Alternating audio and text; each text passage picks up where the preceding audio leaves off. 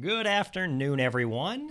Whether you're joining us for the first time or maybe you are a returning guest, welcome to the Wealthologist Live, our monthly time of sitting down and talking a little bit about the economy, what's going on. And as always, we're thrilled to have you with us today. I'm Chris Hobart, the Wealthologist. And as always, I'm excited to be joined by Jacob Woodrum, our lead investment strategist here at Hobart Wealth. Welcome, Jacob. Hello, hello. Good to see you again. Good to be here. We've been talking about this. August it's kept us on our toes. It has. A lot of stuff going on in the economy, with the election. There's been record highs that we were hitting in July, and then the first of the month, a huge dips in the market, only to rebound and flirt with those highs again. I mean, I got to tell you what, this is like the good old days of just crazy volatility. It makes you feel alive a little bit, but it's also a bit more unnerving as well. Right. Definitely a lot more conversations around that. So, Yeah. On top of that, we've seen some shifts in the Fed as well. We have. Jacob, last month, we made a bet. I'll pay you because I think you are going to get taken care of in that, because I said Fed's not going to raise the rates. I just thought they weren't going to play with the election. What do I know, huh? But there's been, we're going to unpack some of that today. And as we do that, as you recall, we're going to do this using our 3-2-1 concept. That's where I'm going to ask Jacob to give us 3 economic issues. So to keep it tight, he has no more than 90 seconds per issue. I can give him a little bit of flexibility on that, but we might have some conversation as well. Yeah. Then you're going to share 2 portfolio ideas based upon what's happening in the economy. Again, no more than 90 seconds per portfolio. And then finally, I'm going to ask you one crucial piece of advice that you believe all of our clients should know, again, in 90 seconds or less. Now, say, Jacob, before we kick things off, I got to ask you, somewhat selfishly, of course. What did you do this weekend? I had a feeling that question might be coming. So I was busy running a race in West Virginia. How about you, Chris? That's crazy. I was also busy running a similar race in West Virginia. There we go. It's odd how that works, that both of us were at that race. Actually, I think that we have a picture. Do you want to tell folks a little bit about what our race was? Yeah, so we had a wonderful time. This was a race that it's called a Spartan Race. So it's an obstacle course race. It was a 21K, so I guess we ended up running close to 15 miles. Yeah, it was about 15 miles. It was all said and done. Through the mountains of West Virginia, a lot of hills, a lot of valleys, but in between that 15 miles, we had about 35 obstacles to deal with. And as we're talking about obstacles, some were easy, like going over a 4-foot wall. Right. Then there was also an 8-foot wall. So you would be amazed how that extra 4 feet specifically, you're going to notice in these pictures, Jacob's a little bit taller than me and also a little bit lighter than me. So that makes for a difference. But some of these obstacles, by the end, you can see that on the top picture here, it's Jacob and I before the race. Afterwards, we were covered in mud. And by the way, everyone, you are welcome that I did not take off my shirt because it just wouldn't have been the same. People would be like, hey, take that picture down super quick, would you, Chris? So anyhow, I guess it's time for us to dig in. I will tell you, just as a quick side note to everybody, and this is just a testament to you. One, Jacob is an absolute beast when he ran that race. But I also got to spend some time with Jacob's family. His mom and dad had me up to their house in West Virginia.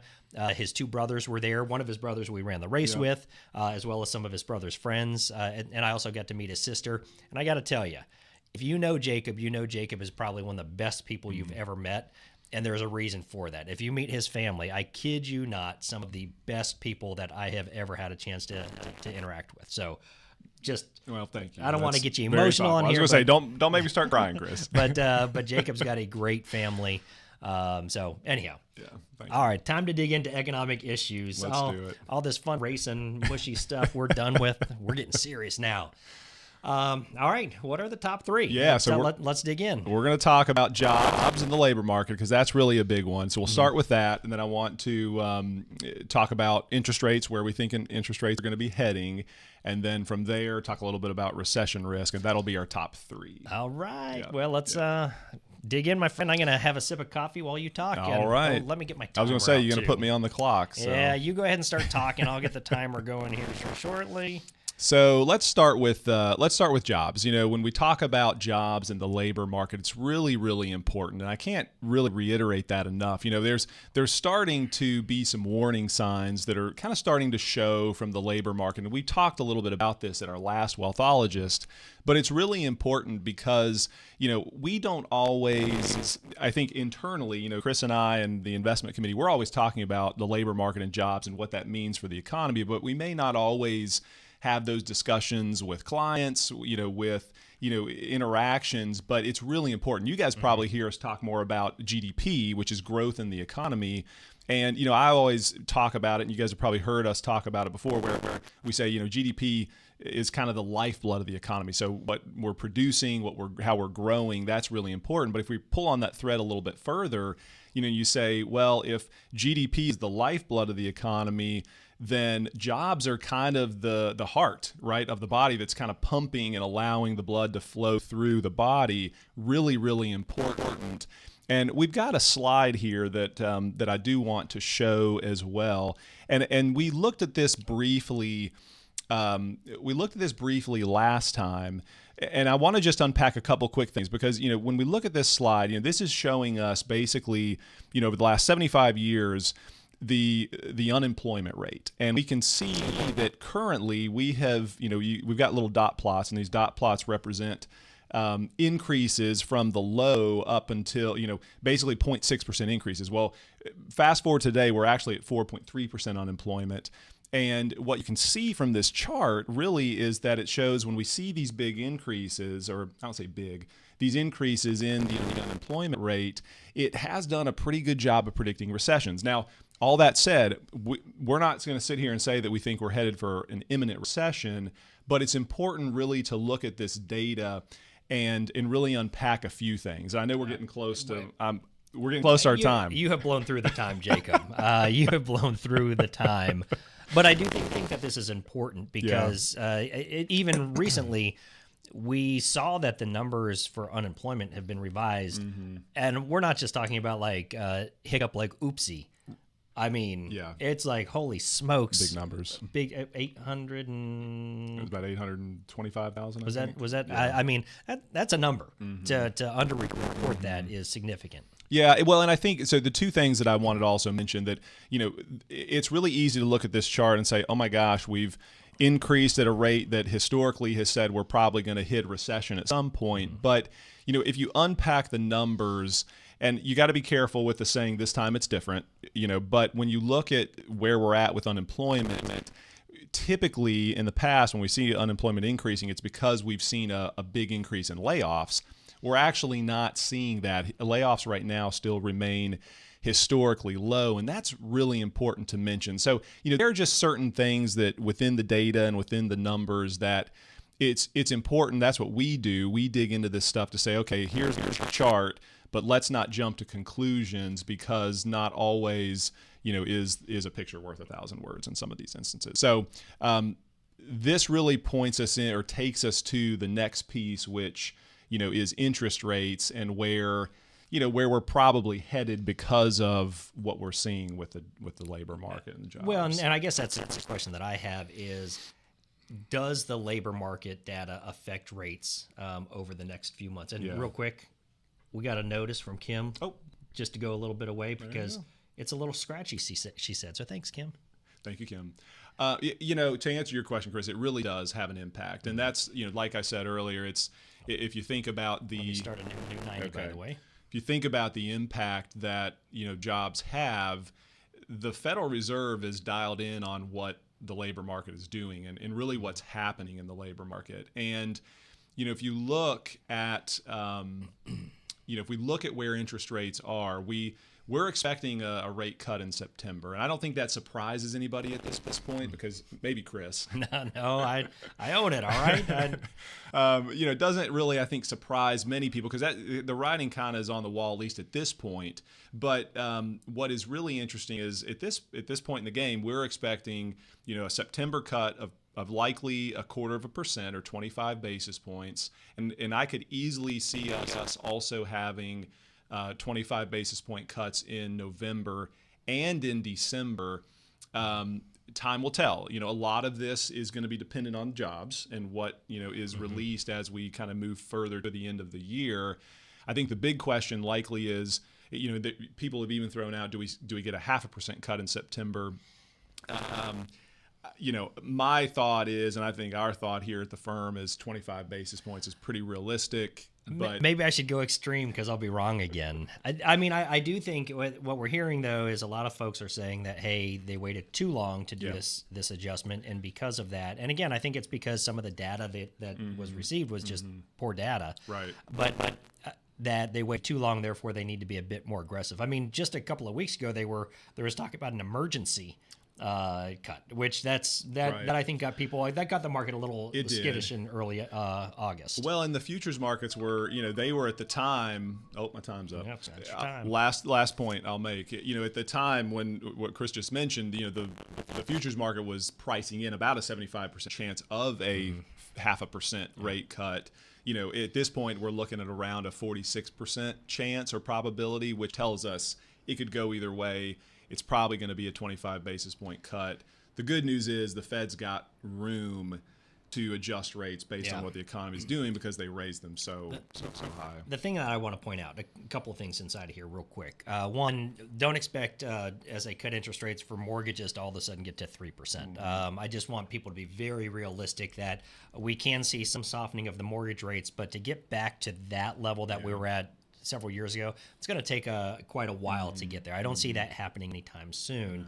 I think the other thing is one of the conversations you've been having specifically with a lot of folks is around money markets within accounts that might be larger balances for money markets. Right. A money market isn't a guaranteed rate for a period of longer than really that day. Yeah. So if a money market's paying, say, 5% hypothetically, as rates begin to drop, you will see that money market return drop as well. So one of the conversations that we're having with a lot of folks is, hey, unless you need this super liquid, it might be time to look at some different strategies. And Jacob's a great person to talk to about that. If you've got a large balance sitting in money market or sitting in cash, how do we take that money and put it into a position that, quite frankly, is going to do better given the current economic scenario? Yeah, you're jumping the gun on me. Oh, Actually, I'm going to shoot. talk a little bit about that. I here should in a have read bit, your so. talking points beforehand. All right, well, then you don't need 90 seconds. Next? Okay. No, well, I've got my last. So the last point, we'll talk through the recession. So, Recession Outlook, it's interesting because beginning of the year and really towards the end of last year, middle into last year, we felt there was a heightened probability of recession, and actually I've got another chart that we'll put up here as well that kind of illustrates this point. And really what we're looking at here is we're looking at, again, you can see kind of middle of 2023 as we move to the end of last year, there was a pretty high probability of recession, and this is measuring U.S. recession probability over the next 12 months.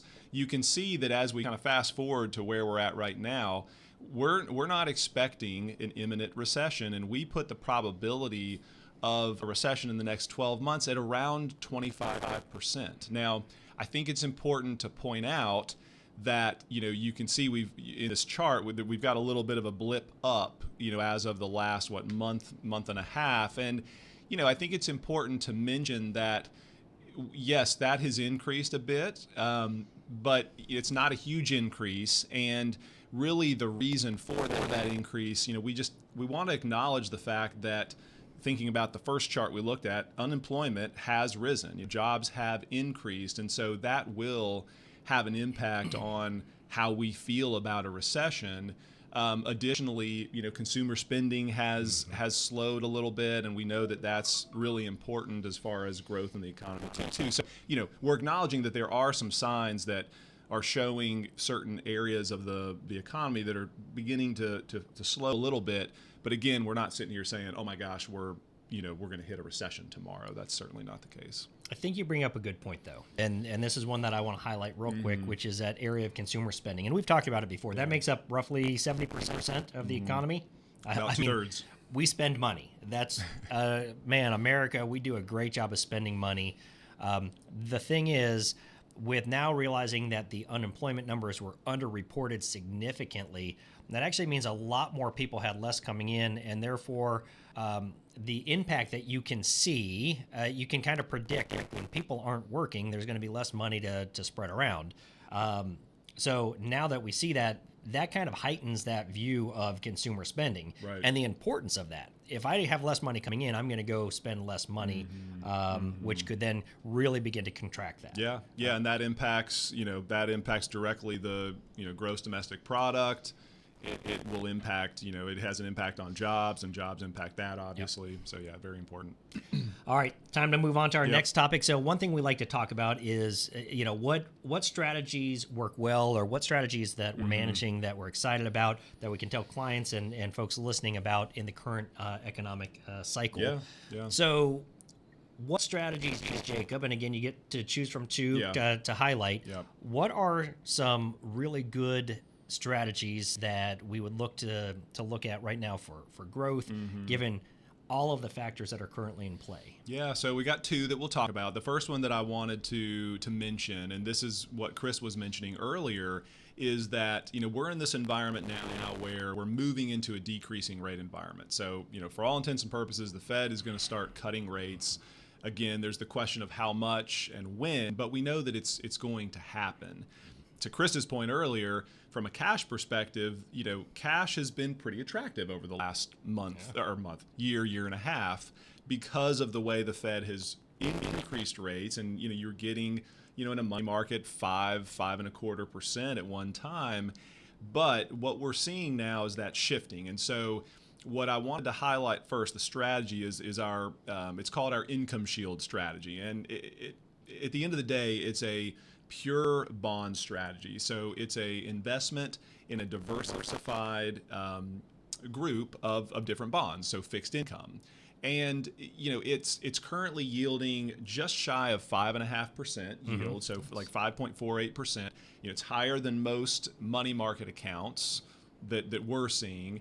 But the point that I think is really really crucial is that, and you alluded to this, Chris, but in a decreasing interest rate environment, that's bad for cash because cash is going to go down in yield. But we would expect the opposite with bonds because the inverse correlation, and again, that's kind of a technical term, but I like to think about it in terms of a seesaw. Seesaw at the playground. I'm going to keep moving.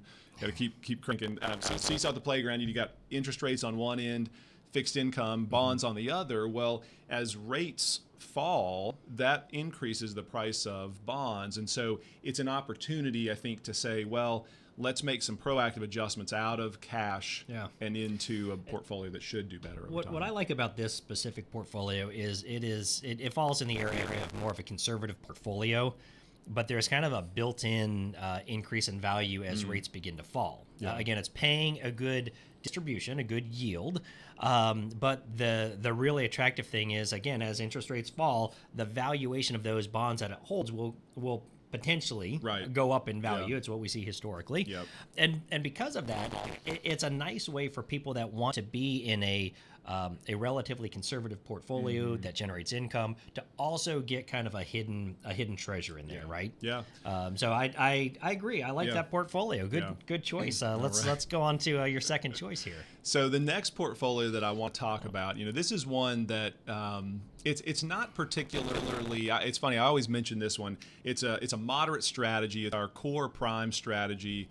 It's not super sexy. It's not extremely exotic, but it's a tried and true portfolio. And it's a combination of stocks and bonds. We're using a highly diversified mix of ETFs. Now, what are ETFs? Yep. So exchange traded funds. Think about an ETF. It's a little bit cheesy, but we know what a stock is. I think we all kind of understand stocks, and most of us kind of understand what a mutual fund is. But if you think about taking if a stock and a mutual fund had a baby, that would be the ETF would be the baby. So the ETF, the baby, kind of gets the best characteristics of both of those securities, the stock and it's the a cute baby. mutual fund. Cute baby. Every once in a while a baby's born and you're like, you didn't get the best features of both parents. This is where that good genes. That ETF baby got the good genes of both. Not perfect baby, no baby's perfect. But this baby got the best of each world. Yeah, How's that's that right. sound? That's right. But I think that's a strategy that, again, we're up almost 10% on the year in a moderate strategy. So if you think about how risky that is on a scale of 1 to 10, we're probably sitting somewhere between a 5 and a 6 from a risk perspective. And we're using some pretty unique, one strategy we're using inside of that is what we call kind of hedged equity. Some may have heard that term, but the high level of that is just that we still want to track the S&P, and we want to get upside potential in that, but we still want to do it in a safe way. And so we want to build some volatility controls inside of that, but still give ourselves some good upside potential. I look at that like there's different types of cars out there. You can go drive the Ferrari, which would be aggressive, but this is driving the Honda Accord. And the Honda Accord, you can drive it well, and you can swerve and all that. It's got airbags. It's got so when we talk about that, the word hedge, I think, can kind of get a little bit scary for folks. Right. It's not like a hedge fund, but it's a buffer. It's a matter of saying, okay, there's going to be a couple of safety measures put in place that just means that it's going to have a little bit of a protective nature to a fully liquid managed portfolio. Yep, I think that's a good way to put it. So that was the other strategy that I wanted to highlight. Again, a tried and true method that I think is really, really important when we think about having kind of a fundamentally sound, set of portfolios. Yeah, you made a good point. So it's not necessarily the most exciting one, but sometimes when the world is exciting, when politics are exciting, you don't want the most exciting thing in the world. Yeah. Sometimes you want something that's going to be a little bit more in that tried and true, a bit more predictable and easy to stomach, to allow when volatility happens, you say, it's going to feel some of that, but it's not going to be, smack in the face type of feel. Right. All right. So, the last thing, the final one is really, what's a key takeaway? What's something important that we want our clients and the folks listening to hear today that are the most important things, be it financial planning, wealth management, economic.